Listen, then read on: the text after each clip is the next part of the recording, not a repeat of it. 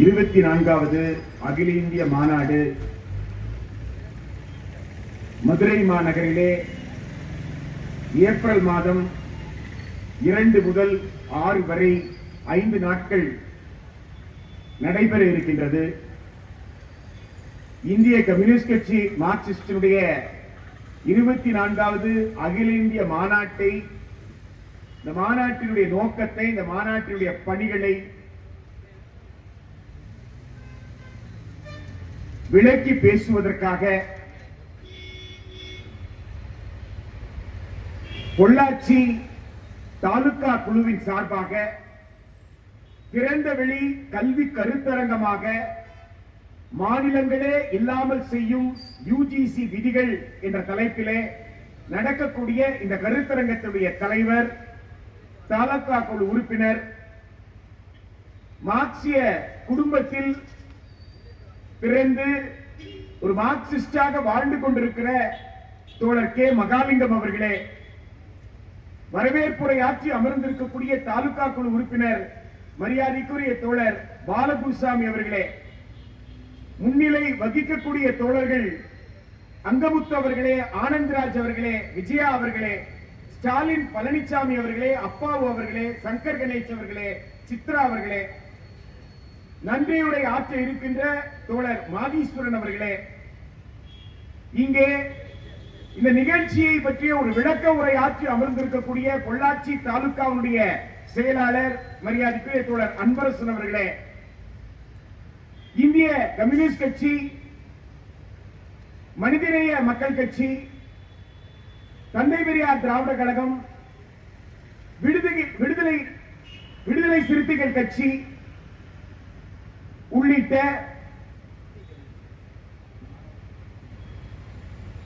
பல்வேறு அரசியல் இயக்கங்களுடைய பிரதிநிதிகளாக 24வது இந்திய கம்யூனிஸ்ட் கட்சி மார்க்சிஸ்டுடைய மாநாட்டை பொள்ளாச்சியிலிருந்து வாழ்த்தக்கூடிய வகையில இந்த நிகழ்விலே பங்கேற்றிருக்கக்கூடிய அனைத்து அரசியல் கட்சி பிரதிநிதிகளுக்கும் தலைவர்களுக்கும் பொள்ளாச்சியிலே கல்வி கூட்டமைப்பு என்கின்ற பெயரிலே, மாணவர்களுக்கான கல்வி உரிமை கூட்டமைப்பு என்ற பெயரிலே பொள்ளாச்சியிலே ஒரு மிகப்பெரிய பெற்றோர் ஒற்றுமையை, அதாவது நீங்க எந்த கட்சியில வேணாலும் இருக்கலாம், ஆனா உங்க பிள்ளைன்னு இருக்குல்ல, உங்க பிள்ளைக்கு படிப்புன்னு ஒண்ணு வேணும்ல, அப்ப பிள்ளைகளுடைய படிப்புக்காக பெற்றோராக நாம் இணைய வேண்டாமா என்கின்ற வகையில பொள்ளாச்சியில எத்தனை கட்சிகள் இருக்குமோ அத்துணை கட்சிகளையும் ஒன்று சேர்த்து பொள்ளாச்சி மாணவர் கல்வி உரிமைக்கான கூட்டமைப்பு என்ற ஒரு மகத்தான ஒரு கூட்டமைப்பை உருவாக்கி கல்வி உரிமைக்காக போராடி கொண்டிருக்கக்கூடிய பொள்ளாச்சி வாழ் பெரியோர்களையும் நண்பர்களையும் தோழர்களையும் சந்தித்து உரையாட இப்படி ஒரு வாய்ப்பை அளித்ததற்கு இந்திய கம்யூனிஸ்ட் கட்சி மார்க்சிஸ்ட் பொள்ளாச்சி தாலுகா கமிட்டிக்கு என்னுடைய நன்றியினை தெரிவித்துக் கொள்கின்றேன். பெரியோர்களே, நண்பர்களே, தோழர்களே, நம் முன்னால் மிகவும் ஒளி வீசிக்கொண்டு தமிழகத்தினுடைய முதல் கம்யூனிஸ்ட் என்ற பெருமைக்குரிய திருவள்ளுவர் நின்று கொண்டிருக்கிறார். நான் சும்மா எல்லாம் சொல்லல. 2000 வருஷத்துக்கு முன்னாடி கம்யூனிஸ்ட் கட்சி, இந்திய கம்யூனிஸ்ட் கட்சி மார்க்சிஸ்ட் தன் திட்டத்தில் என்ன சொல்லி இருக்கோ அதை தன் திருக்குறளிலே சொன்னவர் தான் நம்முடைய ஐயன் திருவள்ளுவர். இறந்தும் உயிர் வாழ்தல் வேண்டி பறந்து கெடுக உலகியற்றியார். வேற யார் சொல்லி இருக்கிறாங்க? வள்ளுவரை தவிர வேற யாராவது சொன்னதுண்டா? இறை வாழ்த்தோடு தான் தொடங்குகிறது திருக்குறள். திருக்குறள் இறை வாழ்த்தோடு தான் தொடங்குது. ஆனால் இறைவன் என்ன சொல்கிறார்? இறைவனை பார்த்து திருவள்ளுவர் என்ன சொல்கிறார் அப்படின்னு கேட்டா, இறந்தும் உயிர் வாழ்தல் வேண்டி, யாசித்து தான் பிச்சை எடுத்து தான் ஒருவன் வாழ வேண்டும். இன்னொருவன் பிச்சை கொடுக்கிற நிலையில் ஒருத்தர் இருக்கிறான், பிச்சையை வாங்குற நிலையில ஒருத்தர் இருக்கிறான்.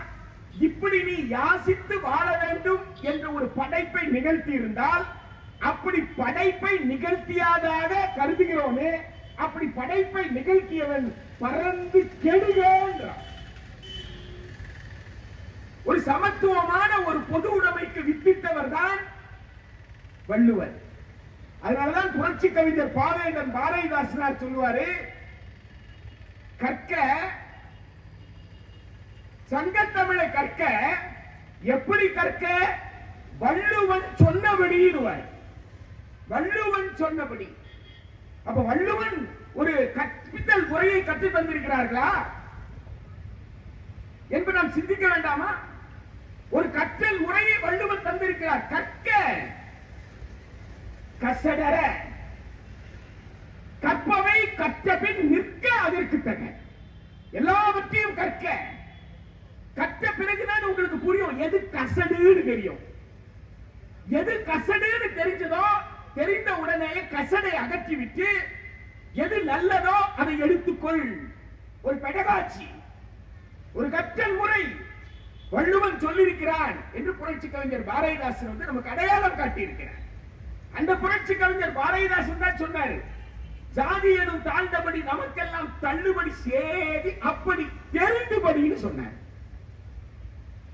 திருப்பரங்குன்றத்துக்காக ஒரு பெரிய போஸ்டரையே பார்த்தேன்.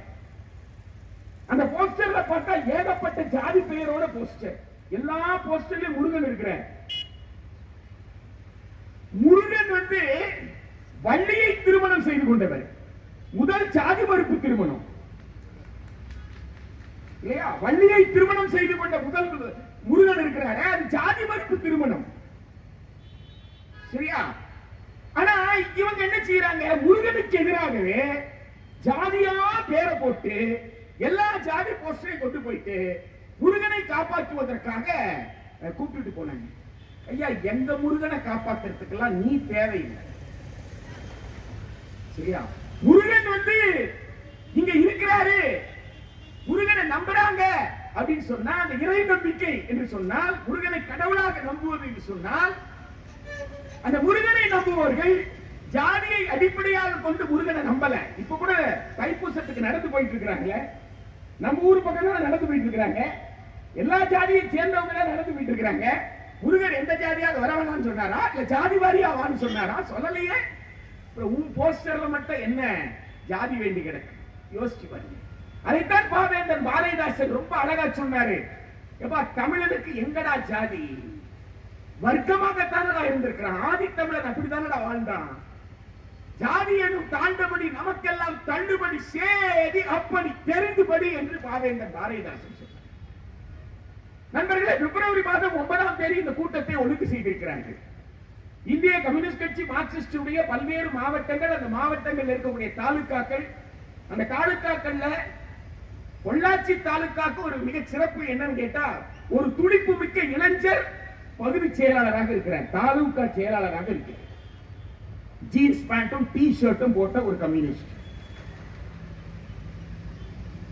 கம்யூனிஸ்ட் சொன்னாலே ஒரு சிகப்பு துண்டு போட்டுக்கிட்டு அல்லது வேட்டி கட்டிக்கிட்டு அப்படின்னு அல்ல, ஜீன்ஸ் பேண்ட் போட்டு கூட கம்யூனிஸ்ட் இருக்கலாம்.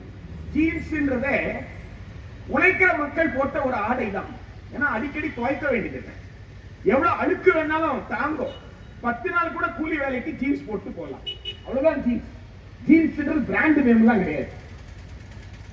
அப்படி ஒரு இயல்பான, ஒரு யதார்த்தமான ஒரு மனிதனாக, ஒரு இளைஞனாக, ஒரு துடிப்பு மிக்க இளைஞனாக 24வது கட்சி காங்கிரஸ் என்ன பேச போகிறது என்பதை தெரு தெருவாக சொல்ல வேண்டும் என்ற உயிர் துடிப்போடு இந்திய கம்யூனிஸ்ட் கட்சி மார்க்சிஸ்டை அன்பரசன் அவர்கள் இந்த தாலுகாவில் வழிநடத்துகிறார் என்பது மிகவும் பெருமை. அதுதான் மகாலிங்கத்தோட வார்ப்பாக நான் பார்க்கிறேன். பெரியவர்களுடைய வார்ப்பு வேற எப்படி இருக்க முடியும்? அருமை தோழர் பழனிசாமி அவர்கள் சேர் எடுத்து போட்டுக்கிட்டு இருந்தார், மாவட்ட செயற்குழு உறுப்பினர். அவருடைய வயது என்ன? அவருக்கு பின்னால் வந்திருக்கக்கூடிய நலம் இளம் தோழர்கள் இங்க இருக்கிறாங்க. யாரையாவது கூப்பிட்டு சேர் எடுத்து போட சொல்லியிருக்கலாம். ஆனால் கட்சியினுடைய மாவட்ட செயலாளர், விவசாய சங்கத்துக்கு பொறுப்பாக இருக்கக்கூடியவர், ஆனால் அவர் ஒவ்வொரு சேராக எடுத்து போட்டுட்டு இருக்கிறார் என்றதுதான் மார்க்சிஸ்ட் கம்யூனிஸ்ட் கட்சியுடைய சிறப்பு இயல்பு. தலைவர் என்பவர் சேர்ல உட்கார்ந்தவர் அல்ல, தலைவர் என்பவர் மக்களுக்கு ஊழியம் செய்பவர் என்பதற்கான எடுத்துக்காட்டு. பிப்ரவரி மாதத்தை அன்பரசு தேர்ந்தெடுத்திருக்கிறாரு. 9ஆம் தேதி, பிப்ரவரி மாதம் 18ஆம் தேதி தொடங்கி ஒரு வாரத்திற்கு 1946 ஒரு மாபெரும் இயக்கம் நடந்தது. பிப்ரவரி மாதம் 18ஆம் தேதி தொடங்கி ஒரு வாரத்துக்கு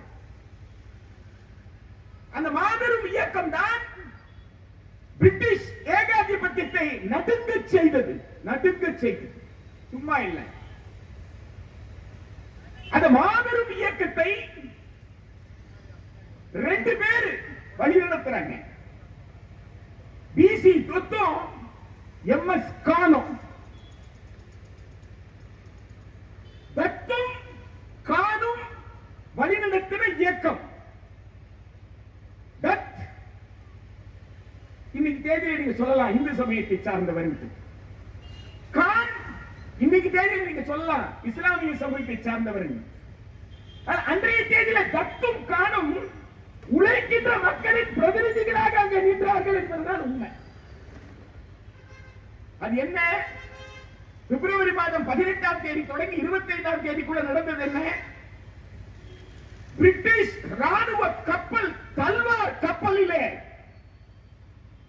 கம்யூனிஸ்ட் கட்சியுடைய செங்கொடியும் முஸ்லீம் லீகினுடைய பச்சை கொடியும் காங்கிரஸ் கட்சியுடைய மூவண்ண கொடியும் 3 கொடியும் பிரிட்டிஷ் ராணுவ கப்பலிலே பிரிட்டிஷ் யூனியன் ஜாக் கொடியை இறக்கி இந்த 3 கொடியும் ஒன்றாக ஏற்றப்பட்டது. இந்திய மக்களுடைய ஒற்றுமையை மதத்தால் இந்தியாவை பிரிக்க முடியாது என்பதை 1946 தல்வார் கப்பல் இயக்கம், அதாவது ராணுவம் நம்முடைய கட்டுப்பாட்டில் இல்லை என்பதை பிரிட்டிஷ்காரனுக்கு உணர்த்தியது. தல்வார் கப்பல் உட்பட அந்த போராட்டம் இந்தியாவினுடைய பல கப்பல்களுக்கு பரவி இருந்தது. இந்தியாவை தாண்டியும் இந்திய படைகளை பிரிட்டிஷ் எங்கெல்லாம் நிறுத்தி இருந்ததோ அத்துணை இடங்களிலுமே மாலுமிகள், கப்பற்படை வீரர்கள் பிரிட்டிஷ் அரசுக்கு எதிராக குரல் கொடுத்தார்கள். இன்குலாப் சிந்தாபாத் என்று இந்தியா முழுக்க ஒலித்தது. புரட்சி வெல்லட்டும் என்று இந்தியா முழுக்க வென்றது. அந்த இன்குலாப் சிந்தாபாத் என்ற அந்த முழக்கம் தான் பிரிட்டிஷ் ஏகாதிபத்தியத்தை குலை நடுங்க செய்தது. சும்மா இல்லை. 1947 ஆகஸ்ட் 15 சும்மா நமக்கு சுதந்திரம் கிடைக்கல. இப்ப யாரோ பேசிட்டு இருக்கிறாங்களாம், ஏதோ ஒண்ணு உத்தரப்பிரதேசல பண்ணி முடிச்சாங்களாம், எதையோ ஒண்ணு கட்டி முடிச்ச நாள் தான் இந்தியாவுக்கு சுதந்திரம் கிடைச்ச நாள்னு பேசிட்டு இருக்கிறாங்களாம். வஉசியின் ரத்தம் இந்திய சுதந்திரம். சும்மா இல்ல, வஉசி செக்கெடுத்தார். வஉசியின் ரத்தம் தான் இந்திய சுதந்திரம். திருப்பூர் குமரனின் மண்டை உடைந்ததே ஒரு மில் தொழிலாளி. திருப்பூர் குமரனின் தியாகம் தான் இந்திய சுதந்திரம். பகத்சிங், சந்திரசேகர் ஆசாத், ராஜகுரு சுகதேவ் ஆகியோர் உயிர்களை கொண்டதுதான் இந்திய விடுதலை. சும்மா இல்ல.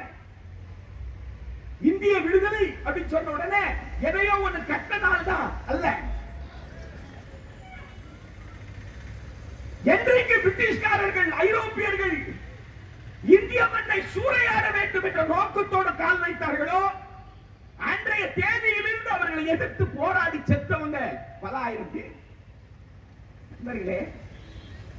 இந்த விடுதலை போராட்டத்தில் ஒவ்வொரு கட்டத்திலுமே அது காங்கிரசுக்குள்ள இருந்த சோசியலிஸ்டுகளாக இருக்கலாம், காங்கிரசுக்குள்ள இருந்த சோசியலிஸ்டுகள் வெளியே வந்து கம்யூனிஸ்டுகளாக பகிரங்கமாக தங்களை சொல்லியவர்களாக இருக்கலாம், கம்யூனிச சித்தாந்தத்தை கையில் ஏந்தி கொண்டு மாணவர் இயக்கமாக கல்லூரிகளிலும் பல்கலைக்கழகங்களிலும் போராடிய சோசியலிச மாணவர்கள் கம்யூனிச மாணவர்களாக இருக்கலாம்.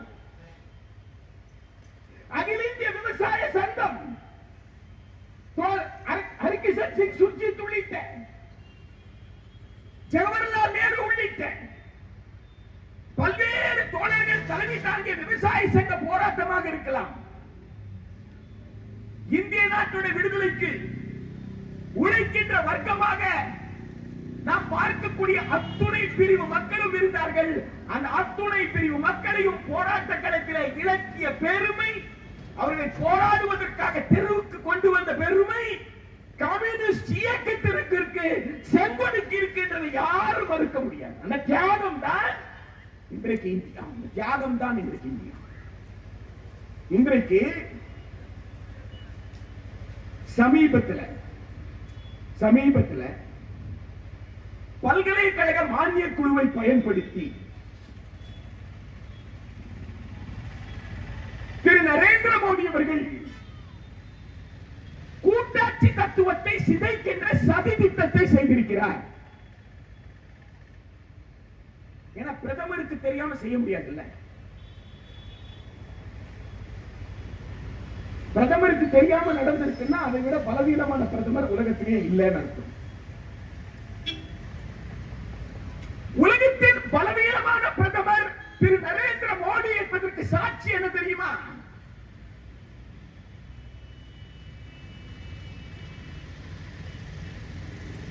ஜாலியன் வாலாபாக் படுகொலை நடந்த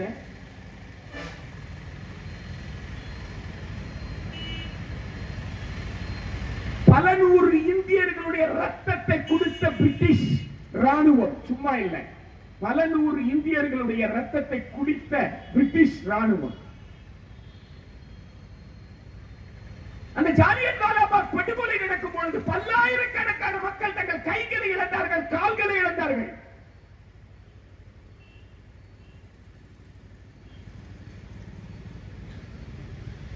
அந்த மைதானத்தை எல்லா பக்கமும் சுற்றி கொண்டு தோட்டாக்கள் தீரும் வரை சுட்டு தள்ள சொன்னான் பிரிட்டிஷ்காரன். தோட்டாக்கள் தீரும் வரை. நண்பர்களே, தோழர்களே, பொள்ளாச்சி வாழ் பெரியோர்களே, இங்க ஒரு குழந்தை உட்கார்ந்து இருக்கிறான். கருப்பு டி ஷர்ட்டும் சிகப்பு அரைக்கால் ட்ரவுசரும் போட்டு.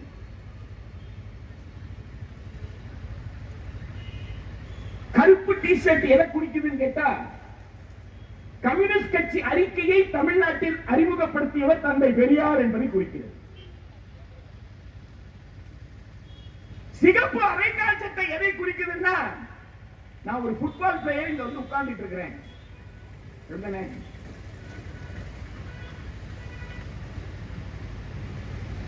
நான் ஒரு விளையாட்டு வீரன் இங்க வந்து உட்கார்ந்து இருக்கிறேன். செங்கொடி உயர்த்தி பிடிக்க செம்படைக்கு தலைமை தாங்க ஒரு 15 வயதுக்கு உட்பட்ட குழந்தை உட்கார்ந்து இருக்கு.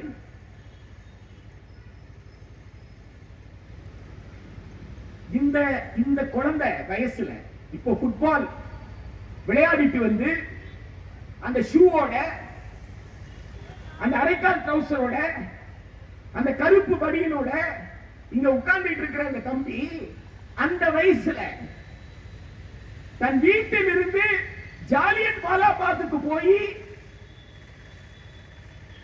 இந்திய சகோதர சகோதரிகளுடைய ரத்தம் சிந்தி இருக்க அந்த மண்ணில ஒரு பிடி மண்ணை கொண்டு வந்து வீட்டில பூசை அறையில ஒரு டப்பால போட்டு ஒரு குழந்தை 13 வயது குழந்தை, அந்த குழந்தையும் அந்த குழந்தையோட சகோதரியும் 2 பேரும் சேர்ந்து ஒவ்வொரு நாளும் அந்த மண் மீது சத்தியம் எடுத்துக் கொண்டார்களாம். இந்திய நாட்டின் விடுதலைக்காக நாங்கள் பாடுபடுவோம். விடுதலை இந்தியாவில் கல்விக்காக ஏற்கும் ஒருவர் கூட இருக்க மாட்டாங்க. எல்லோருக்கும் கல்வியை அரசு கொடுக்கும், எல்லோருக்கும் வேலையை அரசு கொடுக்கும், குழந்தைகளுக்கான உணவை அரசு கொடுக்கும். ஒரு நல்வாழ்வு அரசை, ஒரு சமதர்ம அரசை நிறுவுவதற்காக நாங்கள் பாடுபடுவோம்னு அந்த 13 வயசு குழந்தையும் அவங்க சகோதரியும் எடுத்துட்டாங்க. அந்த பையனும் அந்த சகோதரி எடுத்திருக்காங்க. அந்த 13 வயசு குழந்தை தான் மாவீரன் பகத்சிங். 23 வயசுல 23 வயசுல பிரிட்டிஷ்காரன் தூக்கில் ஏற்றி கொண்டானே. 23 வயசுல நினைச்சு பாருங்க. 13 வயசுல சத்தியபிரமாணம் எடுக்கிறான். 10 ஆண்டு காலம் அவருடைய போராட்டம். இந்த 10 ஆண்டு கால போராட்டத்தையே தாங்க முடியல பிரிட்டிஷ்காரனால. நினைத்து பாருங்கள், இத்தகைய தியாகங்கள் எதற்காக? 19ஆம் நூற்றாண்டிலே மகாத்மா ஜோதிராவ் பூலேவும் அன்னை சாவித்ரிபாய் பூலேவும் அன்னை பாத்திமா ஷேக்கும் எல்லோரையும் படிக்க வைக்க வேண்டும் என்று, எல்லோரையும் பள்ளிக்கூடம் கொண்டு வர வேண்டும் என்று ஒரு மிகப்பெரிய போராட்டத்தை நடத்தினார். மிகப்பெரிய போராட்டம். அந்த பல உயிர்கள் பறிக்கப்பட்ட அந்த ஜாலியன் வாலாபாக் இருக்கு. எந்த ஜாலியன் வாலாபாக்ல போய் பகத்சிங் மண்ணை எடுத்தாரோ அந்த ஜாலியன் வாலாபாக் இருக்கிற இடத்துக்கு பேர் என்ன தெரியுங்களா? அம்ரித்சர். அது இருக்கிற மாநிலம் எது தெரியுமா? பஞ்சாப். இந்திய நாட்டின் பிரதமர் உத்தரப்பிரதேசத்துல கங்கை ஆற்றுல மூழ்கி கும்பமேளால குளியல் போட்டுக்கிட்டு இருக்கிறார். இந்திய நாட்டின் பிரதமர்.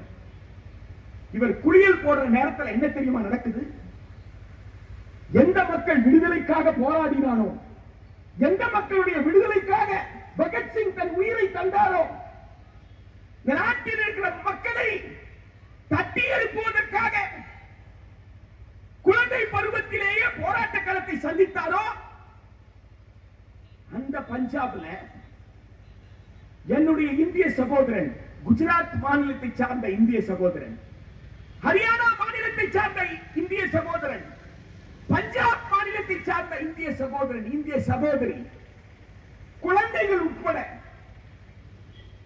கையிலே விலங்கிட்டு காலிலே விலங்கிட்டு ராணுவ விமானத்திலே கொண்டு வந்து அமெரிக்காரை இறக்கிட்டு போறான். வெட்கம் இல்லையா மிஸ்டர் நரேந்திர மோடி? வெட்கமே இல்லையா? உங்களை விட பலவீனமான பிரதமர் உலகத்தில் எந்த நாட்டிலும் கிடையாது மிஸ்டர் நரேந்திர மோடி. உங்களை விட பலவீனமான பிரதமர் உலகத்தில் எந்த நாட்டிலும் கிடையாது. அமெரிக்கா, ஐக்கிய America, United States of America மூக்குக்கு கீழே உட்கார்ந்துட்டு கொலம்பியா, குட்டி கொலம்பியா, குட்டி கொலம்பியா, கொலம்பியா நாட்டினுடைய மக்கள் சட்டத்தை மீறி அமெரிக்காவுக்கு வந்துட்டாங்க. ராணுவ விமானத்தில் அனுப்புவோம் என்று சொன்னவுடன் ராணுவ விமானம் என்னுடைய ஆகாயத்தின் மீது பறக்க விட மாட்டேன் என்று கொலம்பியா அதிபர் சொல்றார். அமெரிக்கா சொன்னதோடு நிக்கல. டேய், என் நாட்டுக்காரன் தானே, என் நாட்டுக்காரன் சட்டவிரோதம் உன் நாட்டில் இருக்கிறவங்க தானே, என்னுடைய விமானத்தை அனுப்புறேன். கொலம்பியா நாட்டினுடைய வணிக விமானம் கமர்ஷியல் பிளைட் அனுப்பி கண்ணியத்தோடு கூட்டு வர்றார். கண்ணியத்தோடு கூட்டு வர்றார். அது சூடு சொர்ணம் இருக்கிற அதிபருக்கு உண்டானது. சூடு சொர்ணம் இருக்கிற அதிபருக்கு உண்டானது. ஏண்டா ஒரு நாட்டினுடைய ராணுவ விமானம் உன் அனுமதி இல்லாம உன்னுடைய வானத்துக்கு மேல பறக்குதுன்னு சொன்னா இந்தியாவின் இறையாண்மையை அல்லவா அவன் அச்சுறுத்துகிறான். சும்மாவா? கமர்ஷியல் பிளைட்டுக்கும் குட்ஸ் பிளைட்டுக்கும் பிசினஸ் பிளைட்டுக்கும் ராணுவ பிளைட்டுக்கும் வித்தியாசம் இல்ல. சூடு சொன்ன என்ன சொல்லி இருக்கணும்? இந்தியனை விலங்கிடுவியா அப்படின்னு கேட்டிருக்கணும். இந்தியனை ராணுவ விமானத்தில் ஏற்றிட்டு வருவியா? காரணம் என்ன? திரு நரேந்திர மோடி அவர்கள் இந்தியாவிற்கு இருந்த பொதுத்துறை ராணுவ பொதுத்துறை விமானமாக இருந்த ஏர் இந்தியா விமானத்தை, பொதுத்துறை ஏர் இந்தியா விமானத்தை தனியாருக்கு கொடுத்தாரு. தனியாருக்கு கொடுத்தாரு. இந்திய அரசாங்கத்திடம் விமானம் இல்ல. இந்த கேவலம் வேற யாருக்கு உண்டு? ஏர் இந்தியா இந்தியாவுடைய அரசு விமானமாக இருந்த வரைக்கும் எந்த நாட்டிற்கும் எப்படிப்பட்ட இடர் வந்தாலும் மக்களுக்கு உதவக்கூடிய விமானமாக பறந்து கொண்டிருந்தது. இந்திய அரசு கிட்ட விமானம் இல்ல. பிரதமர் நரேந்திர மோடி அவர்களுக்கு USA அதிபர் திரு டொனால்ட் ட்ரம்ப் அவர்களை எச்சரிக்கை செய்கிற தைரியம் இல்லை. இது நரேந்திர மோடி பிரச்சனை இல்லை, 140 கோடி இந்திய மக்களுடைய பிரச்சனை. 140 மக்களுடைய தன்மானத்தோடு அமெரிக்கா விளையாடி இருக்கிறது. ஒரு நாட்டினுடைய இறையாண்மைக்கு அமெரிக்கா சவால் விட்டு இருக்கிறது. என்ன சாதாரண விஷயமா? யோசித்து பாருங்கள். லட்சக்கணக்கான தொழிலாளர்கள் மதுரையிலே கூட போகிறார்களே, ஏப்ரல் மாதம் கூட போகிறார்களே, ஏப்ரல் மாதம் 2ஆம் தேதியிலிருந்து 6ஆம் தேதி வரைக்கும் கூட போறாங்களே. எதற்காக? 6ஆம் தேதி லட்சக்கணக்கான தொழிலாளி வர்க்கம் இரண்டு ஊர்வலமாக போக போகிறது. எதற்காக? இந்திய இறையாண்மையை காப்போம் என்பதற்காக. இந்திய நாட்டின் தொழிலாளி வர்க்கம் இந்தியாவை மீண்டும் அடிமைப்படுத்த விடமாட்டேன் என்பதற்காக. சும்மா அல்ல. ஏப்ரல் மாதம் மதுரையில் நடக்கிற இந்திய கம்யூனிஸ்ட் கட்சி மார்க்சிஸ்ட் மாநாடு ஒரு கட்சி மாநாடு அல்ல, கட்சி நடத்துற மாநாடு. விவாதிக்க போற பிரச்சனை இந்தியாவின் இறையாண்மை. இந்தியாவின் இறையாண்மை, இந்தியாவின் இறையாண்மைக்கு சவால். இந்த சவாலை எதிர்கொள்வதற்கு தொழிலாளி வர்க்கம் 1946 கப்பற்படை எழுச்சி போல வெகுண்டெழ வேண்டும் என்ற அறைகூவல் விடுவதற்கான மாநாடு இந்திய கம்யூனிஸ்ட் கட்சி மார்க்சிஸ்ட் 24வது அகில இந்திய மாநாடு. சும்மா இல்லை. நண்பர்களே, தோழர்களே, திரு நரேந்திர மோடி அவர்கள் யூஜிசியை பயன்படுத்தினார் சொன்னேன். எதற்காக? என்ன பயன்படுத்துறாரு? இந்தியாவுடைய அரசு, ஒன்றிய அரசு, மாநில அரசு என்ற 2 அரசுகளை கொண்ட கூட்டாட்சி தத்துவத்தின் அடிப்படையில் ஆனது. A federal constitution, a federal setup. There will be a union government and there will be a state government. ஒன்றிய அரசுக்கு சில அதிகாரங்களை கொடுக்கணும், மாநில அரசுக்கு சில அதிகாரங்களை கொடுக்கணும். அப்ப ஒன்றிய அரசுக்கு என்ன அதிகாரத்தை கொடுக்கிறது? மாநில அரசுக்கு என்ன அதிகாரத்தை கொடுக்கிறது? இந்த லிஸ்ட் போட்டு வச்சுக்கிட்டு இந்த நீ 10 வச்சுக்கோ, நீ 10 வச்சுக்கோனா அப்படி எல்லாம் அல்ல. இந்திய அரசமைப்பு சட்டத்தை எழுதியவர்கள் பாபா சாஹேப் டாக்டர் B.R. அம்பேத்கர் தலைமையில் இருந்த அரசமைப்பு சட்டத்தின் வரைவு குழு, அந்த வரைவு குழு அதிகார பகிர்வை பற்றி பேசும் பொழுது மிக தெளிவாக சிந்தித்தது. எதெல்லாம் ஒட்டுமொத்த இந்தியாவுக்கு தொடர்பு இருக்கிறதோ, எதெல்லாம் நான் இந்தியனாக ஒட்டுமொத்த இந்தியாவுக்காக நான் சிந்திக்க வேண்டுமோ அது அத்தனையும் ஒன்றிய அரசு கிட்ட கொடுத்தாங்க. அதுதான் வெளியுறவு கொள்கை. எந்த நாட்டோடு எப்படி உறவு வைக்கிறது? வெளியுறவு கொள்கை. இந்தியாவுடைய பாதுகாப்பு ராணுவம் ஒன்றிய அரசு கிட்ட. இந்தியா முழுக்க ரயில் போக்குவரத்து ஒன்றிய அரசு கிட்ட. இந்தியா முழுக்க விமான போக்குவரத்து ஒன்றிய அரசு கிட்ட.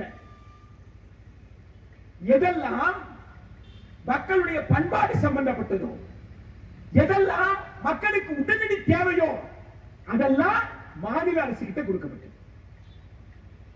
அதை நாம் புரிந்து கொள்ளணும். Union list, state list, it is not a number.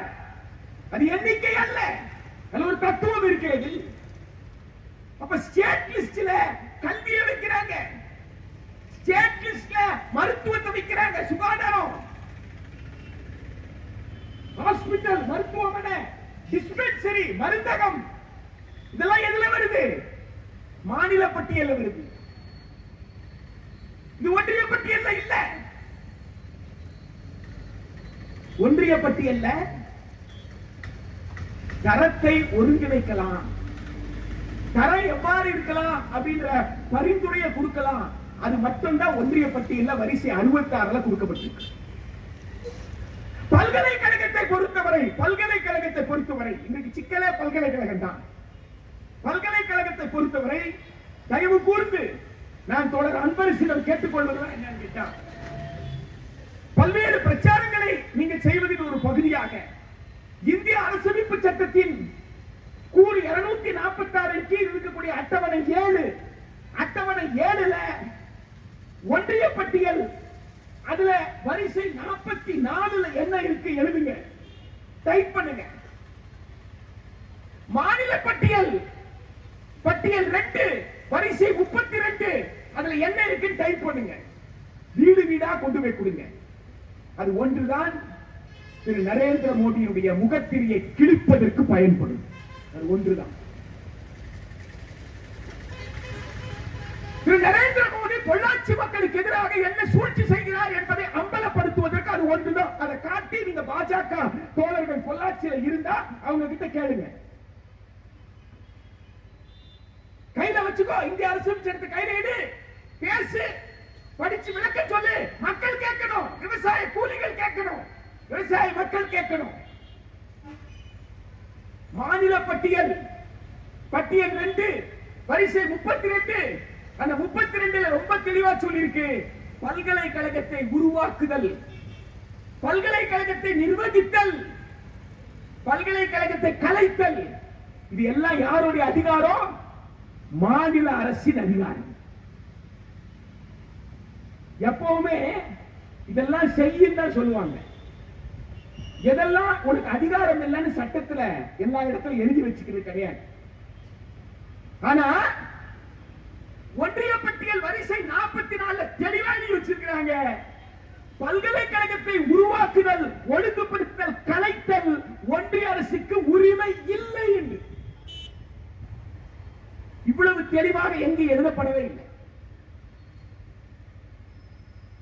ஆக 32 வரிசை 2ல பட்டியல் 2ல வரிசை 32ல மாநிலத்திற்கு கொடுக்கப்பட்டிருக்கு பல்கலைக்கழகத்தை உருவாக்கி நிர்வகிக்கக்கூடிய அதிகாரம். Incorporation regulating winding up of university. அந்த உரிமை யாருக்கு இல்ல? ஒன்றிய அரசுக்கு. பட்டியல் 1ல ஒரு பொருள் இருக்குமே ஆனால் மாநில சட்டப்பேரவை சட்டம் இயற்ற முடியாது. பட்டியல் 2ல ஒரு பொருள் இருக்குமே ஆனால் நாடாளுமன்றம் சட்டம் இயற்ற முடியாது. இதுக்கு பேர் தான் கூட்டாட்சி. இதுக்கு பேர் தான் அதிகார பகிர்வு, டிவிஷன் ஆஃப் பவர்ஸ், அதிகார பகிர்வு. நண்பர்களே, 1949 நவம்பர் 25 பாபா சாஹிப் அம்பேத்கருடைய உரை தயவு கூர்ந்து கையில எடுத்து வச்சுக்கோங்க. மேல போட்டு கூப்பிட்டா நான் வர தயார். பாஜக காரங்க கூப்பிட்டாங்கன்னா, RSS காரங்க கூப்பிட்டாங்கன்னா, ABVP காரங்க கூப்பிட்டாங்கன்னா மேல போட்டு வீதியில விவாதிக்கலாம், நான் வர தயார். எந்த வேலை இருந்தாலும் கேன்சல் பண்ணிட்டு வர்றேன். அன்பரிசு மூலமா தகவல் சொன்னான். எனக்கு அது ஒரு பெரிய பிரச்சனையே கிடையாது. இதை விட வேற என்ன பிரச்சனை இருக்கு? நவம்பர் மாதம் 25 1949 2 நாளுக்கு முன்னாடி நாடாளுமன்றத்தில் கிழிக்கிறாரு நம்ம திரு நரேந்திர மோடி. என்ன கிழிக்கிறாருன்னு கேட்டா, பாபா சாஹிப் அம்பேத்கருக்கு எல்லா புகழையும் இவர் தான் கொடுத்தாராம், பாஜக தான் கொடுத்ததாம். வேற யாரும் மற்றவங்க அவருக்கு துரோகம் தான் செஞ்சிருக்கிறாங்களாம். பாபா சாஹிப் அம்பேத்கருக்கு திரு நரேந்திர மோடி அவர்கள் செய்த துரோகத்தை விட மிகப்பெரிய துரோகத்தை உலகத்தில் வேறு யாரும் செய்யல. நவம்பர் 25 உரை 1949 கான்ஸ்டிடியூயன்ட் டிபேட்ல இருக்கு. பார்லிமெண்ட் லைப்ரரியில் இருக்கு இந்த புக். யார் வேணாலும் இப்போ இணையதளத்தில் அதை பதிவிறக்கம் செய்யலாம். அந்த நவம்பர் 25 உரை அதுல அம்பேத்கர் சொல்றாரு, இந்திய அரசமைப்பு சட்டத்தின் மீது மிகப்பெரிய குற்றச்சாட்டு வைக்கப்படுகிறது. இந்திய அரசமைப்பு சட்டம்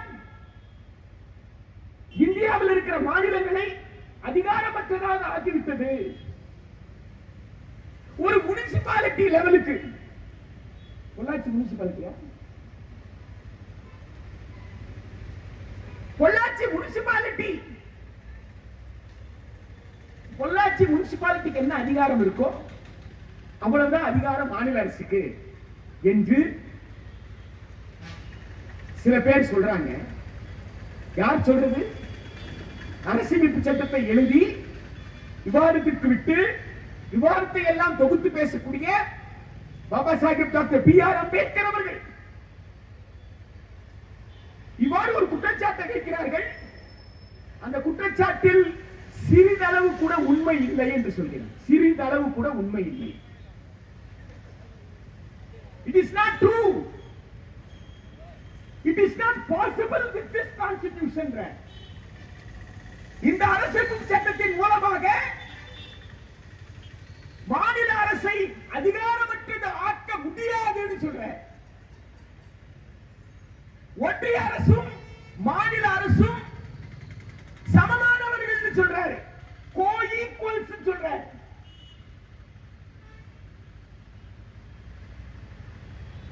ஆனால் அம்பேத்கர் அவர்கள் எதை சாத்தியமில்லை என்று நவம்பர் 25, 1949 சொன்னார்களோ, எது இந்த அரசமைப்பு சட்டத்தால் சாத்தியப்படாது என்று சொன்னாரோ அதை ஜனவரி மாதம் 6, 2025 யுஜிசி வரைவு விதிகள் மூலம் திரு நரேந்திர மோடி அவர்கள் செய்ய துணிந்திருக்கிறார்கள். எனவே அம்பேத்கருக்கு இழைக்கப்படும் மிகப்பெரிய துரோகம் தான் ஜனவரி 6, 2025 இதுக்கு மிஸ்டர் நரேந்திர மோடி நாடாளுமன்றத்தில் 2 நாளுக்கு முன்னாடி நீங்க தான் அவருக்கு பெருமை சேர்த்ததாக நாடாளுமன்றத்துக்கு உள்ளே நின்று பிரதமர் என்ற முறையில் திரும்ப திரும்ப சொன்னீங்களே. பாபா சாஹிப் அம்பேத்கர் சொன்னதை பொய்யாக்கி இருக்க யுஜிசி ரெகுலேஷன், அதுக்கு என்ன பதில் வச்சிருக்கீங்க? என்ன பதில் வச்சிருக்கீங்க? அந்த யுஜிசி ரெகுலேஷன் என்ன தெரியுமா செய்யுது? அந்த வரைவு விதிகள் என்ன தெரியுமா செய்யுது? ஒட்டுமொத்தமாக தேசிய கல்விக் கொள்கை எதை செய்ய சொல்கிறதோ அதைத்தான் செய்கிறது. புதுசாலாம் ஒன்றும் செய்யல. நீங்க பொள்ளாச்சியில் இருக்கிற மாணவர்களுக்கான கல்வி உரிமை கூட்டமைப்பை சார்ந்த யாரை கேட்டாலும் சொல்லுவாங்க. யாரை கேட்டாலும் சொல்லுவாங்க. 2016 இருந்து தெரு தெருவா சொல்லி இருக்கிறோம். எப்ப இந்த வரைவு விதியை பாருங்க, வரைவு விதியில இவ்வளவு பெரிய ஆபத்து இருக்கு, தெரு தெருவா பொள்ளாச்சியை பேசியிருக்கோம்.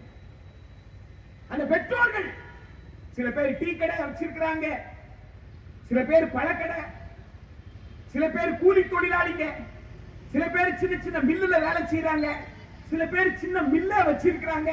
இவங்க அத்தனை பேரும் சேர்ந்ததுதான் அந்த கூட்டமைப்பு. அந்த கூட்டமைப்புல நீங்க யாருக்கிட்ட வேணாலும் கேளுங்க, அவங்க சொல்லுவாங்க. என்னை விட ரொம்ப சிறப்பா சொல்லுவாங்க. கோயம்புத்தூர் மொழியிலேயே சொல்லுவாங்க. ஏனுங்க,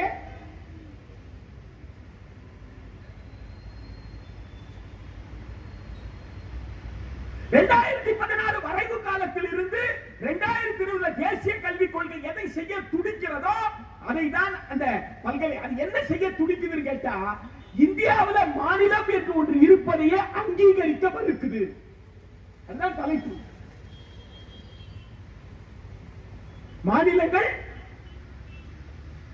மாநிலங்களே இல்லாமல் செய்யும் பல்கலைக்கழக நிதி நல்கை குழுவினுடைய வரைவு விதிகள். அதுதான் இந்த கருத்தரங்கத்தினுடைய தலைப்பு. மாநிலம் என்று ஒரு இருப்பதே கருத்தில் எடுத்துக்கல. அரசமைப்பு சட்டத்தில் அதிகார பகிர்வு என்று ஒன்று இருப்பதே கருத்தில் எடுத்துக்காம ஒரு வரைவு. ஐயா, 32 கொடுக்கப்பட்ட அந்த உரிமையின் அடிப்படையில் மாநில அரசுகள் என்ன செய்திருக்கு? இது வரைக்கும் 32 கொடுக்கப்பட்ட அந்த உரிமையின் அடிப்படையில், பட்டியல் 2 32 கொடுக்கப்பட்ட உரிமையின் அடிப்படையில் பாரதியார் பல்கலைக்கழகத்தை தமிழ்நாடு சட்டப்பேரவை இயற்றியிருக்கிறது. பாரதியார் பல்கலைக்கழகம் தமிழ்நாடு அரசு பல்கலைக்கழகம். திருச்சியில் இருக்கிற பாரதிதாசன் பல்கலைக்கழகம் தமிழ்நாடு பல்கலைக்கழகம். இப்படி தமிழ்நாடு அரசால் உருவாக்கப்பட்ட பல்கலைக்கழகங்கள். அதுக்கு ஓனர் யாருன்னு கேட்டா தமிழ்நாடு அரசு. அதுக்கு ஓனர் யாருன்னு கேட்டா தமிழ்நாட்டில் வரி கட்டி இருக்கிறோமே, வியர்வையை சிந்தி சம்பாதித்த காசு தானே வரி, மக்களுடைய வரி பணம். மக்கள் தான் இந்த பல்கலைக்கழகத்துடைய உரிமையாளர்கள். மக்கள் தங்களிடம் இருக்கக்கூடிய இறையாண்மையை தங்கள் வாக்குச்சீட்டின் வாயிலாக தான் தேர்ந்தெடுக்கும் பிரதிநிதி மூலமாக தமிழ்நாடு சட்டமன்றத்திற்கும் இறையாண்மையை தர்றாங்க, நாடாளுமன்றத்துக்கு இறையாண்மை தர்றாங்க. The ultimate sovereignty lies with the people of India. அதே நவம்பர் 25 திரு டி.டி. கிருஷ்ணமாச்சாரி உரை எடுத்து படிச்சு பாருங்க. திரு டி.டி. கிருஷ்ணமாச்சாரி சொல்றாரு, எனக்கு ரொம்ப மகிழ்ச்சியாக இருக்கு. என்ன மகிழ்ச்சியா இருக்குன்னு கேட்டா, இந்திய நாட்டிலே அதிகாரத்தை மக்களிடம் தந்திருக்கிறோம் சொல்றார். இந்திய நாட்டிலே அதிகாரம் யாரிடம் இருக்கிறது? மக்களிடம் இருக்கிறது என்று சொல்கிறார். அதான் பிரியாமல்ல we the people of India ன்னு சொல்றோம். இந்திய மக்களாகிய நாங்கள் எங்களுக்காக உருவாக்கிய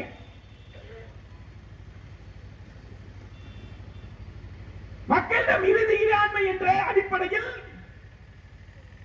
மதச்சார்பற்ற சமதர்ம ஜனநாயக குடியரசு இந்தியா. இதுதான் இந்தியா. ஆனா யுஜிசி என்ன தெரியுமா சொல்லுது? இந்த பல்கலைக்கழகத்திற்கு துணைவேந்தர் நியமிக்கிறது. நம்மால் நிறைய பேர் என்ன நினைக்கலாம்னு கேட்டா, பல்கலைக்கழகத்துக்கு துணைவேந்தர் தானே, அது யார் நியமிச்சா என்ன, இதெல்லாம் ஒரு பெரிய விஷயமாயா அப்படின்னா நம்மால சாதாரணமா கேட்பான். வீடு உணவு வீட்டுல யாரு வாடகை இருக்கணும்ட்டு பக்கத்து வீட்டுக்காரர் தான் முடிவு பண்ணுவானா எப்படி இருக்கும்? உனக்கு வேண்டியது என்ன? வாடகை தானே. எவன் முடிவு பண்ணா என்னன்னு சொல்லுவீங்களா? வீடு உங்களுதுங்க, வீட்டுக்கு உரிமையாளர் நீங்க, உங்க பேர்ல பட்டா இருக்கு. ஆனா பக்கத்து வீட்டுக்காரர் சொல்றாரு, எப்ப உங்க வீட்டுல யாரு வாடகை இருக்கணும்னு நான் தீர்மானிக்கிறேன். அவர் உங்ககிட்ட வாடகை வேணா கொடுத்துருவாரு. ஆனா யாரு வாடகை இருக்கணும் நான் தீர்மானிக்கிறேன். நான் ஒத்துப்பீங்களா? சொல்லுங்க. என்ன பிரச்சனை? தமிழ்நாடு சட்டப்பேரவை ஒரு சட்டம் இயற்றி இருக்கு.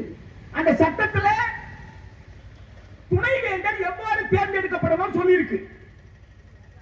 துணைவேந்தரை தேர்ந்தெடுப்பதற்கு தேர்தல் குழுவை எவ்வாறு அமைக்க வேண்டும், யார் அமைக்க வேண்டும் சட்டம் சொல்லி இருக்கு.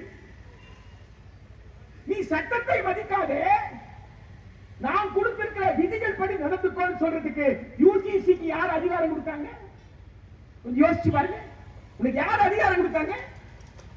தமிழ்நாட்டில் மக்களால் தேர்ந்தெடுக்கப்பட்ட எம்எல்ஏக்கள் இருக்கிறாங்க, அவங்க தீர்மானிக்க போறாங்க. நாடாளுமன்றத்தில் மக்களால் தேர்ந்தெடுக்கப்பட்ட நாடாளுமன்ற உறுப்பினர்கள் இருக்கிறாங்க, அவங்க தீர்மானிக்க போறாங்க. யுஜிசிக்கு யார் உரிமை கொடுத்தது? மாநிலங்கள்.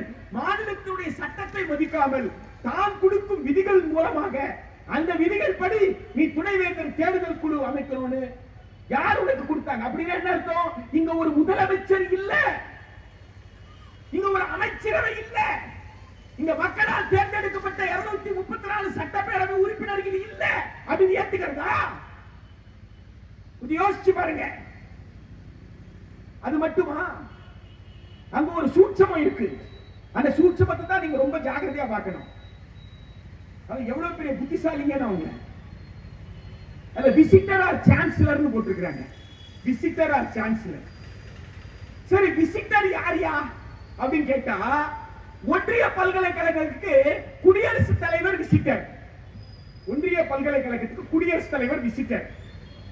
சரி, குடியரசுத் தலைவருக்கு என்னையா அதிகாரம் இருக்கு அப்படின்னு அரசமைப்பு சட்டத்தை திறந்து பார்த்தா, அரசமைப்பு சட்டத்தில் என்ன எழுதி இருக்குன்னா, பிரதமர் தலைமையில் இருக்கிற அமைச்சரவை பரிந்துரை இல்லாமல் குடியரசுத் தலைவரால் எதையுமே செய்ய முடியாது. எதையும் செய்ய முடியாது.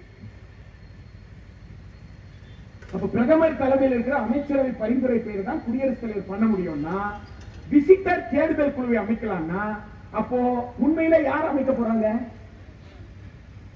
கொஞ்சம் யோசிச்சு பாருங்க. குடியரசுத் தலைவர் தானாக எதையும் செய்ய முடியாது. பிரதமர் தலைமையில் இருக்கிற அமைச்சரவை தான் பரிந்துரைக்க முடியும். குடியரசுத் தலைவர் தான் விசிட்டர். அப்ப விசிட்டர் அமைக்கலாம்னா யார் அமைப்பாங்க? பிரதமர் தானே. ஆக ஒன்றிய பல்கலைக்கழகத்தை பொறுத்த வரைக்கும் குடியரசுத் தலைவருக்கு பரிந்துரை செய்யற இடத்துல யார் இருக்கிறாரு? திரு நரேந்திர மோடி இருக்காரு. தன்னுடைய அதிகாரம் கையை விட்டு போகல, தன் அதிகாரத்தை கரெக்டா வச்சுக்கிட்டாரு. சான்சலர் எங்க? மற்ற பல்கலைக்கழகங்களுக்கு சான்சலர். தனியார் பல்கலைக்கழகத்துக்கு சான்சலர் யாரு? கொஞ்சம் யோசிச்சு பாருங்க. தனியார் பல்கலைக்கழகம் இருக்குல்ல, தனியார் பல்கலைக்கழகத்துக்கு சான்சலர் யாரு? வேந்தர் யாரு? அந்த முதலாளி தான் வேந்தர். முதலாளி தான் வேந்தர். அப்ப அந்த முதலாளி என்ன செய்ய முடியும்? தேர்தல் குழுவை அமைத்துக் கொள்ள முடியும். அப்ப தனியார் பல்கலைக்கழகத்தில் முதலாளி தேர்தல் குழுவை அமைத்துக் கொள்ள முடியும். மாநில அரசுக்கு மாநில அரசு தானே நியமிக்கணும். ஆனால் மாநில அரசுக்கு சான்சலர் தான். அப்படின்னு சொன்னா இந்த சான்சலர் மாநில பல்கலைக்கழகத்துக்கு யாருன்னு கேட்டா ஆளுநர்.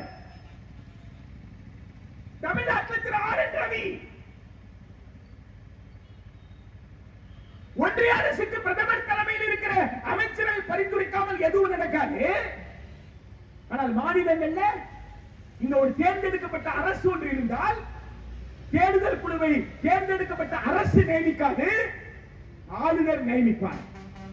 அந்த குழுவில் அரசு பிரதிநிதியே இருக்க மாட்டாங்க. இது எப்படி ஏற்றுக்கொள்ள முடியும்? பொள்ளாச்சியில வரி கட்டுற மக்களால் எப்படி ஏற்றுக்கொள்ள முடியும்? அதான் இப்ப இருக்கிற சிக்கல். பொள்ளாச்சியில வரி கட்டுற மக்கள் ஏற்றுக்கொள்கிறார்கள் என்று சொன்னால், அமெரிக்கா ராணுவ விமானத்தில் கொத்தடிமைகள் போல் இந்தியர்களை விலங்கிட்டு, கை விலங்கு கால் விலங்கிட்டு 40 மணி நேரம் இப்படி அப்படி அசைய விடாமல் உட்கார வைத்து அங்கே இருந்து கொண்டு வந்து கொட்டா இறக்கி இருக்கிறானே, அதுவும் எந்த இடத்துல? பகத்சிங் பிறந்த மண்ணிலே. பகத்சிங்குடைய ஆன்மா எப்படி துடிச்சிருக்கோ நினைச்சு பாருங்க. எப்படி துடிச்சிருக்கோ நினைச்சு பாருங்க. என் பூமியில என் தாத்தா பாட்டி, எங்க அப்பா அம்மா சிந்தனை ரத்தத்தை நான் கையில எடுத்துக்கிட்டு வந்து அந்த மண்ணை எடுத்துட்டு வந்து அந்த மண்ணை மீது சத்தியம் செய்து போராடி பெற்றேனே சுதந்திரம். இந்த சுதந்திர இந்தியாவுடைய சுதந்திர மனிதர்களை கொத்தடிமைகளாக அமெரிக்கா விலக்கிட்டு வந்தது.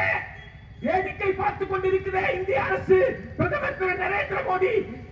பகத்சிங்கோட நெஞ்சம் துடிக்காதா? தமிழ்நாடு அரசு பல்கலைக்கழகத்தின் மீது எந்த உரிமையும் இல்ல. நீ சம்பளம் கொடுக்கிறது தான் உன் வேலை. பல்கலைக்கழகத்தில் துணைவேந்தர் எப்படி இருப்பாங்க, யார் இருப்பாங்க, நான் தான் தீர்மானிக்கிறேன் அப்படின்னு சொல்றது. பல்கலைக்கழக நிதி நல்கை குழு ஏற்றுக்கொள்ளும்.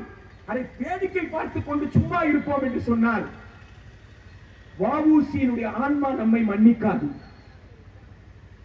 கொடிகாத்த குமரின் ஆன்மா நம்மை மதிக்காது. பகத்சிங்கின் ஆன்மா நம்மை மதிக்காது, மன்னிக்காது. எவ்வளவு பெரிய துரோகத்தை நாம் செய்வோம் என்று யோசித்து பாருங்கள். எவ்வளவு பெரிய துரோகத்தை நம் அடுத்த தலைமுறை கல்வி சம்பந்தப்பட்டது. நண்பர்களே, நீங்க இது வெறும் துணைவேந்தர் விஷயம் நினைச்சிடாதீங்க. வெறும் துணைவேந்தர் விஷயம் மட்டுமா இருந்தா வேற. கூட்டாட்சி தத்துவத்திற்கு விடப்பட்ட சவால் என்பது ஒன்று. இறையாண்மை இருக்கு. வாக்காளர் பெருமக்களே நம்ம கிட்ட இருந்து வாக்கு வாங்கி இருக்கிறாங்க. அந்த வாக்கு சீட்டு தான் இறையாண்மையை டிரான்ஸ்பர் பண்ற டாக்குமெண்ட் மக்கள் கிட்ட இருந்து ஆட்சிக்கு. அதை தாண்டி ஒரு முக்கியமான விஷயம் என்னன்னா, இங்க பாருங்க, அப்பாக்களும் அம்மாக்களும் இங்க உட்கார்ந்து இருக்கிறாங்க. மடியில குழந்தைங்க உட்கார்ந்து இருக்கு. அந்த பாருங்க, ஒரு குழந்தை அங்க உட்கார்ந்து இருக்கு. சரியா? இந்த குழந்தைகளுடைய கல்வியோட திரு நரேந்திர மோடி விளையாடுறார். அதுதான் இங்க இருக்கிறதுக்கு சிக்கல். என் குழந்தை படிச்சுட்டா நான் போக முடியும். என் பேர குழந்தை, அடுத்த தலைமுறை குழந்தை. யுஜிசி விதிகள் மட்டும் நடைமுறைக்கு வந்தா மாநில அரசு நடத்தக்கூடிய கல்லூரிகள்ல பெரும்பகுதி கல்லூரிகள் மூடப்படும். சும்மா இல்லை. அந்த விதிப்படிதான் ஒவ்வொரு கல்லூரியும் நடக்கணும்னா, தொடக்க பள்ளிக்கு இன்னைக்கு என்ன நிலைமையோ அதுதான் இனி கல்லூரிக்கு. தொடக்க பள்ளிக்கு என்ன நிலைமையோ, தொடக்க பள்ளி என்ன ஆயிருக்கு, கவர்மெண்ட் பிரைமரி ஸ்கூல்ல என்ன ஆயிட்டு இருக்கு, மர்ஜர் இல்ல, மூடுறதுலாம் சொல்ல மாட்டோம் நம்ம எப்பவுமே. நல்லவங்க இணைப்பு. கட்டடத்தை கொண்டு போய் 2 கட்டடத்தை ஒண்ணா இணைச்சிடுற பாரு. இணைப்பு. இணைப்புன்னா என்ன அர்த்தம்? ஒண்ண க்ளோஸ் பண்றதுன்னு அர்த்தம். தொடக்க பள்ளிகளுக்கு, நடுநிலை பள்ளிகளுக்கு, உயர்நிலை பள்ளிகளுக்கு இன்னைக்கு என்ன நிலைமையோ அந்த நிலைமைதான் கல்லூரிக்கும் பல்கலைக்கழகத்திற்கும். சும்மா இல்லை.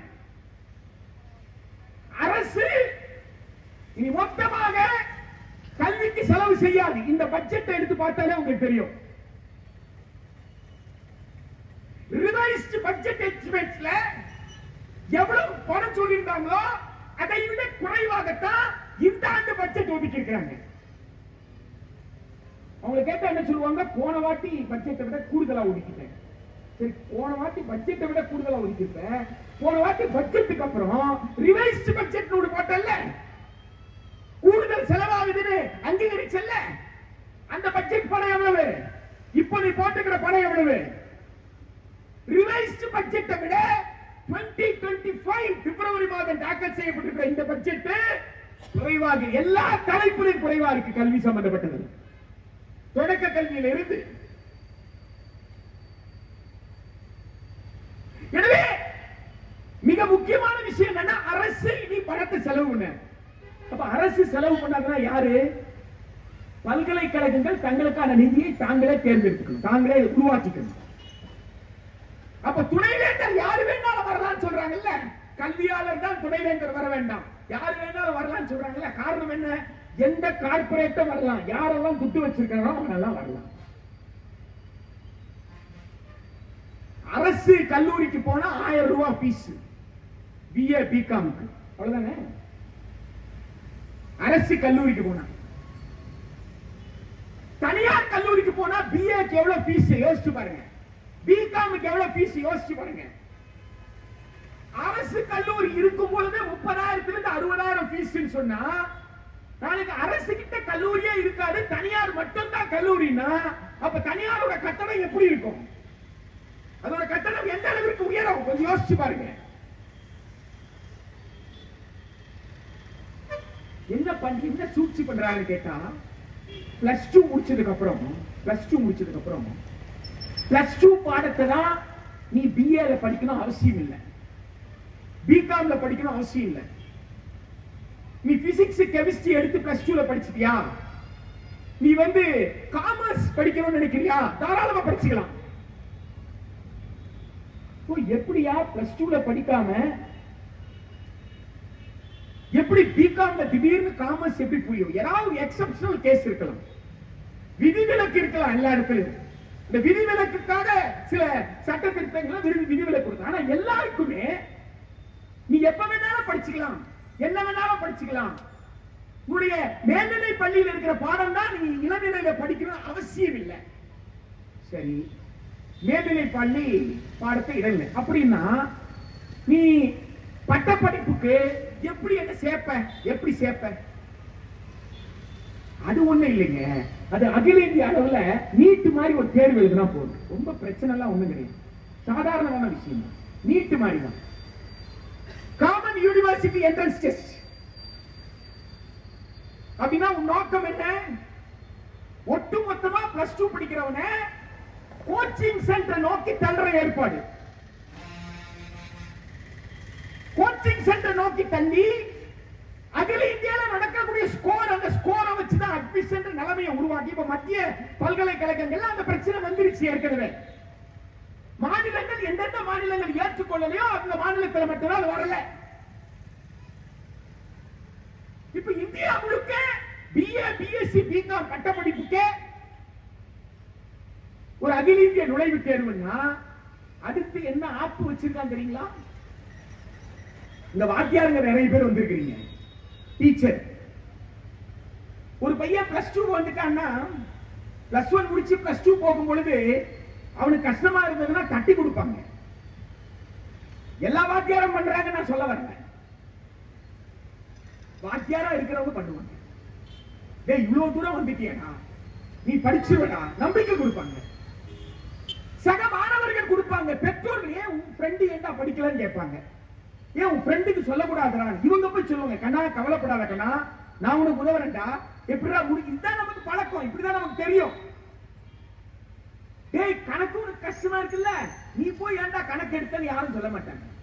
எடுத்துட்டான புள்ள எப்படியாவது படிக்க வச்சிரு அப்படிதான் யாரும். அதுக்காக பிள்ளையார்கிட்ட போய் அக்ரிமெண்ட் எல்லாம் போடுறது உண்டு.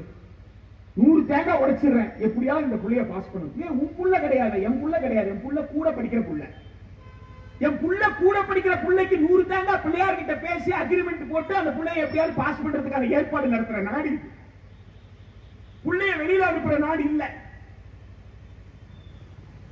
ஆனா இந்த தேசிய கல்விக் கொள்கை 2020 கீழே இருக்கக்கூடிய இந்த பல்கலைக்கழகத்துடைய வரைவுகளை எடுத்து படிச்சீங்கன்னா அவங்க என்ன சொல்றாங்கன்னு கேட்டா, தப்பித்தவரை எவனாவது அப்படியே அந்த கியூட் எக்ஸாம்ல பாஸ் பண்ணி பிஏல வந்து உட்கார்ந்துட்டா முதல் ஆண்டுல இருந்து 2வது ஆண்டு போகும் பொழுது முதல் ஆண்டுல எல்லா பேப்பரும் கிளியர் பண்ணணுங்க. ஃபர்ஸ்ட் இயர்ல அரியர்ஸ் வச்சுட்டாருன்னா அவர் ஃபெயில். அவர் செகண்ட் இயர் திரும்பவும் ஃபர்ஸ்ட் இயர் படிக்கணும். இப்போ அப்படி கிடையாதுல்ல. இப்ப செகண்ட் இயர் போயிடுவாரு, ஃபர்ஸ்ட் இயர் செகண்ட் இயர் சேர்த்து எழுதுவாரா? இனி அதெல்லாம் கிடையாது. ஃபர்ஸ்ட் இயர்ல ஃபெயில் இல்ல, சரி சரி ஃபெயில் ஆனவன தான் உட்கார வைக்கிறான்னு பார்த்தா ஃபர்ஸ்ட் இயர்ல பாஸ் பண்ணிட்டியா? அடப்பா எப்படிடா பாஸ் பண்ண? சரி சரி சரி ஃபர்ஸ்ட் இயரே உனக்கு ரொம்ப கஷ்டமா இருந்துச்சுல்ல, நான் உனக்கு சர்டிபிகேட் தர்றேன், வெளில போறியா? எவனா சொல்லுவானா? ஃபர்ஸ்ட் இயர் முடிச்சு வெளில போனா சர்டிபிகேட் தருவாராம். ஃபர்ஸ்ட் இயர் முடிச்சு செகண்ட் இயர் போயிட்டாரு. செகண்ட் இயர் பாஸ் பண்ணிட்டா என்ன சொல்லணும்? டேய் செகண்ட் இயர் படிச்ச இன்னும் 1 வருஷம் பல்ல கடிச்சு படுறான்னு சொல்லணும்ல. செகண்ட் இயர் படிச்சியப்பா, second year first year second year எவ்வளவு கஷ்டப்பட்டு படிச்ச, நீ இவ்வளவு கஷ்டப்படணுமா? நீ வெளில போனா உனக்கு டிப்ளமா தர்றேன்பா, டிப்ளமா தர்றேன், தாராள மனுஷ். நண்பர்களே, நம்ம ஊர்ல ஐடிஐ இருக்கா? இண்டஸ்ட்ரியல் ட்ரைனிங் இன்ஸ்டிடியூட் இருக்கா? இந்த ஐடிஐல 8ஆம் கிளாஸ் பாஸ் பண்ணிட்டு போலாமா? 10ஆம் கிளாஸ் ஃபெயில் ஆனா போலாமா? அந்த வயர்மேன் ஒரு கோர்ஸ் இருக்கா ஐடிஐல? போய் கேட்டு பாருங்க. ஐடிஐல வயர்மேன், இந்த வயர்மேன் பாஸ் பண்ணா அது ஸ்கில்டு லேபர், லைசென்ஸ் வாங்கலாம், எலக்ட்ரீஷியன் கிட்ட அசிஸ்டண்டா போலாம். இந்த ஐடிஐல 1 வருஷமோ 2 வருஷமோ படிச்சு வாங்குற சர்டிபிகேட்டும் நீ பிஏ ஃபர்ஸ்ட் இயர்ல வெளியில போனா கொடுக்கிற சர்டிபிகேட் ஒண்ணா? பிஏ ஹிஸ்டரி படிக்க வந்திருக்கிற, பிகாம் படிக்க வந்திருக்கிற, பிஎஸ்சி படிக்க வந்திருக்கிற, பட்டப்படிப்பு படிக்க வந்திருக்கு. முதலாண்டு ஒரு சர்டிபிகேட் கொடுத்து அனுப்புனா அந்த சர்டிபிகேட் வச்சு நான் என்ன செய்யறது? சரி 2வது ஆண்டு வெளியில போனா என்ன கொடுப்பாரா? மிஸ்டர் மோடி டிப்ளமா கொடுப்பாரா? அவன் டிராப் அவுட் கிடையாது, அவன் வெளியேறி விட்டான்னு சொல்லக்கூடாது. அவனுக்கு சர்டிபிகேட் தான் வெளியில அனுப்பிச்சிருக்காங்க, டிப்ளமா கொடுத்திருக்காங்க. பாலிடெக்னிக் இருக்குதா? நம்ம அண்ணாச்சி மகாலிங்கத்தோட பாலிடெக்னிக் ரொம்ப இந்த மகாலிங்கம் பெரியவரை சொல்றேன். பாலிடெக்னிக் ரொம்ப ஃபேமஸ் தானே. அந்த பாலிடெக்னிக்ல 3 வருஷம் படிச்சா டிப்ளமா கொடுக்குறானா? அந்த டிப்ளமா முடிச்சா லைசென்ஸ் வாங்கலாமா? அது ஸ்கில்டு சர்டிபிகேட். அது பாலிடெக்னிக்ல கொடுக்கிற 3 வருஷம் படிச்சு வாங்குற டிப்ளமாவோ நீ BA second year, BSc second year, BCom second year முடிச்சா கொடுக்கிற டிப்ளமா ஒண்ணா? யோசிச்சு பாருங்க. அதுல diploma in mechanical engineering, diploma in electrical engineering, diploma in commerce. இங்க நீ கொடுக்க போற டிகிரி டிப்ளமா, நான் என்ன செய்ய? சரி 2 வருஷம் முடிச்சு 3வது வருஷம் கஷ்டப்பட்டு முடிச்சாருன்னு வச்சுக்கோங்க. இனிமேல் அந்த டிகிரிக்கு பேர் என்ன தெரியுமா? 3 இயர் பிஏ கிடையாது, 3 இயர் பிஏ கிடையாது. பொள்ளாச்சியில நான் சொல்ல வேண்டியதில்லை, பொம்பளை பசங்க 8ஆம் கிளாஸ் தான்னா படுற கஷ்டம் என்னன்னு. இதுல வேற வள்ளி கும்மி.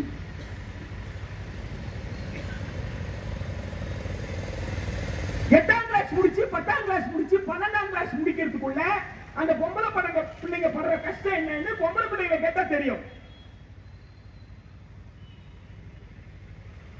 3 வருஷம் டிகிரி 21 வயசுக்குள்ள முடிச்சு போயிரு, நம்பிக்கை தைரியமா அனுப்பணும்.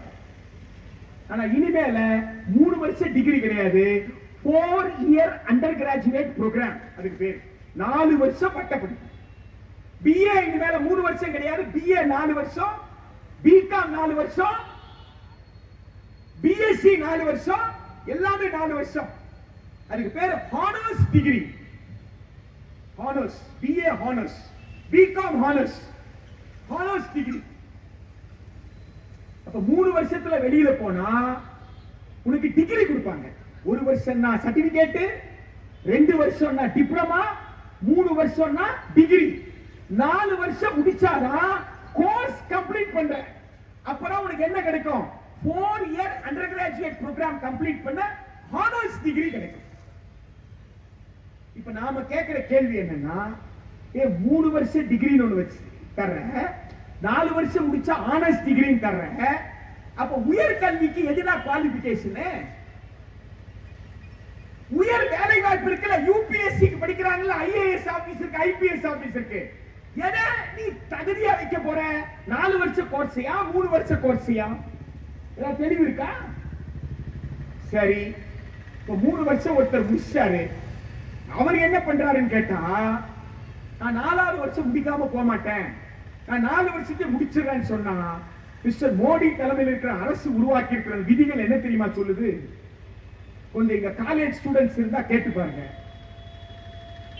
7.5 சிஜிபிஏ இருந்தாதான் 3rd இயர்ல இருந்து 4th இயர் போக முடியும். மிஸ்டர் அன்பரசு 7.5. ஒரு கிளாஸ்ல 30 பிள்ளைங்க படிக்குதுன்னு சொன்னா, அந்த 30 பிள்ளைகளை எத்தனை பேர் 7.5 என்ன? 75%. டிகிரியில அண்டர் கிராஜுவேட்ல பாஸ் பண்றதுக்கு எவ்வளவு வேணும்? 40% வேணும். போஸ்ட் கிராஜுவேட்ல பாஸ் பண்றதுக்கு 50% வேணும். இனிமேல் அப்படியெல்லாம் கணக்கு கிடையாது, கிரெடிட் தான். கிரெடிட் நீ எங்க வேணாலும் பாஸ் பண்ணிக்கோ, கிரெடிட். அந்த கிரெடிட் கணக்கு பண்ணும் பொழுது 7.5 இருந்தாதான் நீ போக முடியும். 7.5க்கு கீழே இருந்தா நீ 3வது வருஷத்துல எங்க போக முடியாது, 4வது வருஷம் போக முடியாது. எத்தனை பேரு இன்னைக்கு இன்ஜினியரிங் காலேஜ்ல 7.5 எடுக்கிறாங்க? எவ்வளவு பேரு காமர்ஸ் படிக்கிறவன் 7.5 எடுக்கிறான்? அப்படின்னா பெரும்பகுதி மக்கள் எங்க போக முடியாது, 4வது வருஷத்தை கம்ப்ளீட் பண்ணவே முடியாது. அப்ப ஒரு குழந்தைய வெளியேற்றுவதற்கு என்னென்னலாம் வாய்ப்பு? Exit, multiple exit, multiple entry. ஏண்டா எக்ஸிட் ஆகணும்னா எப்படா என்ட்ரி பண்றது? அங்கதான் ஒரு பெரிய ஆப் வச்சிருக்காங்க. என்ன ஆப் தெரியுமா? இந்த 3 வருஷ படிப்பு இருக்குல்ல, 3 வருஷ படிப்பு. இந்த 3 வருஷ படிப்புல இன்னைக்கு பிஎஸ்சி பிசிக்ஸ் படிக்கிறாங்க, கெமிஸ்ட்ரி படிக்கிறாங்க, காமர்ஸ் படிக்கிறாங்க, ஹிஸ்டரி படிக்கிறாங்க, ஜியோகிராஃபி படிக்கிறாங்கன்னா 3 வருஷம் அந்த பாடத்தை தரோவா படிப்பாங்க. ஒரு ஃபண்டமெண்டல் நாலேஜ் கிடைக்கும். ஆனா இப்ப புதுசா வந்திருக்க ரெகுலேஷன் என்ன தெரியுமா சொல்லுது? 2 வருஷம் தான் கல்லூரி படிப்பான், 1 வருஷம் அப்ரண்டிஸ்ஷிப். எப்படி அப்ரண்டிஸ்ஷிப்னா என்ன அர்த்தம்? பிகாம் படிக்கிறவங்க காய்கறி கடையில போயிட்டு காய்கறி வியாபாரம் எப்படி நடக்கிறார்கள் என்று அப்ரண்டிஸ்ஷிப் எடுத்துக்கலாம். வங்கியில போயிட்டு வங்கி கிளரிக்கல் ஜாப் எப்படி நடக்குது, வங்கி எப்படி எல்லாம் நடக்குது அப்படின்னு பார்த்து அவங்க அப்ரண்டிஸ்ஷிப் எடுத்துக்கலாம் 1 வருஷம். அப்ப கோர் சப்ஜெக்ட் காமர்ஸ்ல, காமர்ஸ் சம்பந்தப்பட்ட சட்டங்கள் இருக்குல்ல, வணிக சட்டங்கள், பொருளாதாரம் இருக்குல்ல, காமர்ஸ் பொருளாதாரம், வணிகம், பொருளாதாரம் சம்பந்தப்பட்ட புள்ளியல் இருக்குல்ல, இந்த படிப்புல எல்லாம் ஆழமான அறிவு பெறும்ல, அந்த ஆழமான அறிவை இனிமேல் என்ன செய்ய முடியாது, அவன் பெற முடியாது. அவன் தான் 3 வருஷம் படிப்பியா எத்தனை வருஷத்துல முடிக்கணும்? 2 வருஷத்துல முடிக்கணும். 1 வருஷம் ஃபுல்லா எங்க போக போறான்? அப்ரண்டிஸ்ஷிப்புக்கு போக போறான். சரியா? இது ஒரு பக்கம். இன்னொரு பக்கம் என்னன்னு கேட்டா, இந்த வெளியில போலாம் எப்ப வேணாலும், உள்ள வரலாம் எப்ப வேணாலும் சொல்றாங்கல்ல, எப்படா வரலாம்னு கேட்டா அவன் கிரெடிட் வாங்குறான் பாருங்க. 10th ஒரு மார்க் வச்சிருக்காங்க, +2 ஒரு எல்லாத்துக்கும் கிரெடிட் வச்சிருக்காங்க. என்னென்ன பேப்பர், இப்ப போயிட்டு நான் இந்த வியாபாரத்தை கத்துக்கிட்டு வந்தேன்னு சொன்னா அதுக்கு ஒரு கிரெடிட் கொடுத்துருவாங்க. இப்படியா இந்த கிரெடிட் எல்லாம் வச்சிருக்காங்களா? இந்த கிரெடிட்டுக்கு என்னடா வேல்யூனா, அது சில ஆண்டுகள் தான் செல்லும். அது செல்லுவதற்குள்ள அந்த பட்டப்படிப்புக்கு நீ திரும்பி வரணும் படிக்கிறதுக்கு. அது 2 வருஷம் தான் செல்லும்னா நீ 2 வருஷத்துக்குள்ள உள்ள வரணும். 2 வருஷத்துக்குள்ள வரலன்னா அப்ப மல்டிபிள் என்ட்ரி, மல்டிபிள் எக்ஸிட்ன்றது போய் தான் எக்ஸிட் ஆயிட்டா என்ன செய்ய முடியாது, என்ட்ரி உளவியல் ரீதியாக வர முடியாது. இன்னொன்னு, அந்த கிரெடிட்டுக்கு இத்தனை காலம் தான் ஆயுள்னு சொன்னா அவன் அந்த அத்தனை காலத்திற்குள்ள உள்ள வரலன்னா அவன் ஜென்மத்துக்கு பட்ட படிப்பை படிக்க முடியாது. தமிழ்நாட்டில் இந்தியாவில் பட்டத்தை எப்படி பார்க்கிறாங்கன்னு கேட்டா, பட்டத்தை கண்ணியத்தின் அடையாளமா பார்க்கிறாங்க. ஒரு விவசாயிக்கு தெரியும், தான் புள்ள படிச்ச உடனே பெரிய அலுவலகத்துல போயிட்டு பெரிய அலுவலர் ஆயிட அப்படிலாம் கிடையாது. என் புள்ள மொத்தத்துல பிஏ படிக்கணும் அவ்வளவுதான். போனா பெருமையா சொல்லுவாரு, என் புள்ள பிஏடா, என் புள்ள பிகாம்டா, நான் படிக்கலடா, எங்க அப்பா படிக்கல, எங்க ஆத்தா படிக்கல, யாரும் படிக்கல, என் புள்ள படிச்சா பாடுறா, பெருமை. சாகர காலத்துல புள்ள என்னடா பண்ணா, என் புள்ள டிகிரி வாங்கிட்டான்டா, என் புள்ள டிகிரி வாங்கினான்ற சந்தோஷத்தோட சாகிறத என் கண்ணியமா பாக்குற தமிழ்நாடு, கண்ணியமா பாக்குற தமிழ்நாடு, கண்ணியமா பாக்குற இந்தியா.